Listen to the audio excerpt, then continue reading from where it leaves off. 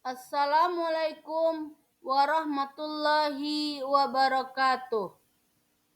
Perkenalkan, saya Teralianti, guru SMP Negeri 21 Kerinci. Pada kesempatan hari ini, kita akan membahas tentang pendidikan agama Islam. Bab 2, beriman pada kitab-kitab Allah Subhanahu wa Ta'ala. Adapun tujuan pembelajaran, yaitu 1. Peserta didik dapat menjelaskan makna iman kepada kitab-kitab Allah Subhanahu wa Ta'ala. 2. Peserta didik dapat menjelaskan perbedaan kitab dan suhu. 3. Peserta didik dapat menjelaskan kitab-kitab yang wajib diimami. 4. Peserta didik dapat menjelaskan isi pokok-pokok kitab Allah Subhanahu wa Ta'ala. 5. Peserta didik dapat menjelaskan rasul-rasul yang menerima kitab. 6. Peserta didik dapat menjelaskan cara beriman kepada kitab-kitab Allah Subhanahu wa Ta'ala. Baiklah, kita masuk dalam pembahasan, yaitu arti iman pada kitab-kitab Allah. Iman kepada kitab-kitab Allah Subhanahu wa Ta'ala artinya meyakini sepenuh hati bahwa Allah Subhanahu wa Ta'ala telah menurunkan kitab kepada nabi atau rasul yang berisi wahyu untuk disampaikan kepada seluruh umat manusia. Kemudian isi pokok kitab-kitab Allah Subhanahu wa Ta'ala. Isi kitab-kitab Allah Subhanahu wa Ta'ala yang diturunkan kepada para nabi dan rasul mencakup beberapa hal. Antara lain sebagai berikut. A. Akidah, mengesahkan Allah Subhanahu wa Ta'ala. 2. Syariat, ketentuan dalam kehidupan berupa perintah dan larangan bagi umat manusia. C. Akhlak, cara bersikap dan bertindak kepada Allah Subhanahu wa Ta'ala serta kepada sesama. D. Janji pahala dan ancaman siksa kepada umat manusia. E. Kisah umat terdahulu dan informasi tentang ilmu yang perlu dikembangkan oleh manusia. Kemudian adapun macam-macam kitab, yaitu 1. Kitab Taurat yang diwahyukan kepada Nabi Musa alaihissalam. Isi pokok kitab Taurat dikenal dengan 10 hukum atau 10 firman yang diterima Nabi Musa alaihissalam sebagai berikut. 1. Mengakui keesaan Allah Subhanahu wa Ta'ala. 2. Larangan menyembah patung dan berhala, karena Allah Subhanahu wa Ta'ala tidak dapat diserupai dengan makhluk. 3. Larangan menyebut Allah Subhanahu wa Ta'ala dengan sia-sia. 4. Memuliakan hari Sabtu. 5. Menghormati ayah dan ibu. 6. Larangan membunuh sesama manusia. 7. Larangan berzina. 8. Larangan mencuri. 9. Larangan menjadi saksi yang berdusta. 10. Larangan memiliki keinginan untuk menguasai hak orang lain.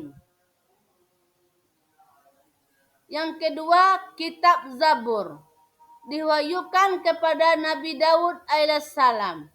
Kitab Zabur tidak mengandung hukum-hukum atau syariat yang baru, karena Nabi Daud alaihissalam mengikuti syariat yang diturunkan Allah Subhanahu wa taala kepada Nabi Musa alaihissalam. Kitab Zabur berisi kumpulan ayat-ayat yang suci. Kitab Zabur terdiri dari 150 surat, berisi nasihat, kata-kata hikmah, dan puji-pujian. Ketiga, kitab Injil yang diwahyukan kepada Nabi Isa alaihissalam. Di dalam kitab Injil berisi ajaran sebagai berikut. 1. Perintah untuk kembali mengesahkan Allah Subhanahu wa taala. 2. Membenarkan keberadaan kitab Taurat. 3. Menghapus hukum dalam kitab Taurat yang tidak sesuai dengan perkembangan zaman. 4. Menjelaskan bahwa kelak akan datang kembali Rasul setelah Nabi Isa alaihissalam, yaitu Nabi Muhammad sallallahu alaihi wasallam. Dan yang terakhir adalah kitab Al-Quran yang diwahyukan kepada Nabi Muhammad sallallahu alaihi wasallam. Adapun isi pokok Al-Quran yaitu A. Akidah, B. Ibadah dan muamalah, C. Syariah, D. Akhlak, E. Tarik, dan F. Dasar-dasar ilmu pengetahuan. Seterusnya adalah cara beriman kepada kitab-kitab Allah Subhanahu wa taala.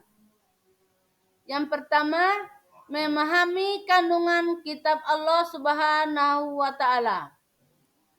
Kitab Allah Subhanahu wa taala sebagai pedoman hidup akan menjadi benar dalam menjalani ketika berpedoman pada kitab Allah Subhanahu wa taala.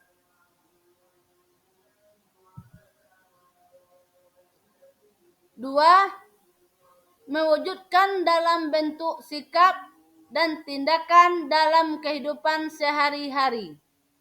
Jika mengamalkan Al-Quran dengan sepenuh hati, berarti sudah termasuk mengamalkan isi kandungan kitab-kitab sebelumnya. Karena semua sudah disempurnakan di dalam Al-Quran. 3. Meyakini dengan sepenuh hati. Yakin bahwa kitab-kitab Allah Subhanahu wa taala yang dibawa oleh para rasul itu benar-benar datang dari Allah Subhanahu wa taala. Dan yang keempat adalah membenarkan terhadap adanya kitab. Membenarkan adanya kitab Allah Subhanahu wa taala berarti tidak ada keraguan sedikit pun dalam hatinya terhadap kitab-kitab Allah Subhanahu wa taala yang telah diturunkan kepada para nabi dan rasulnya.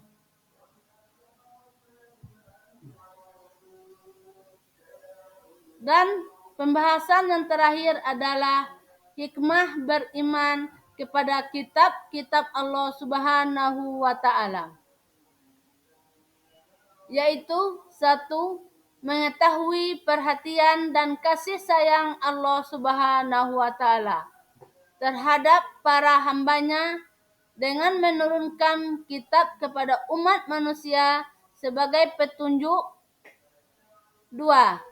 Mengetahui syariat dan pedoman hidup yang diperintahkan Allah Subhanahu wa taala.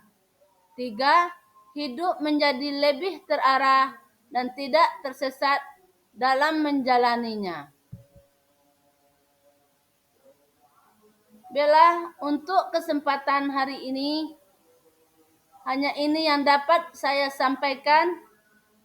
Mudah-mudahan bisa bermanfaat untuk kita semua.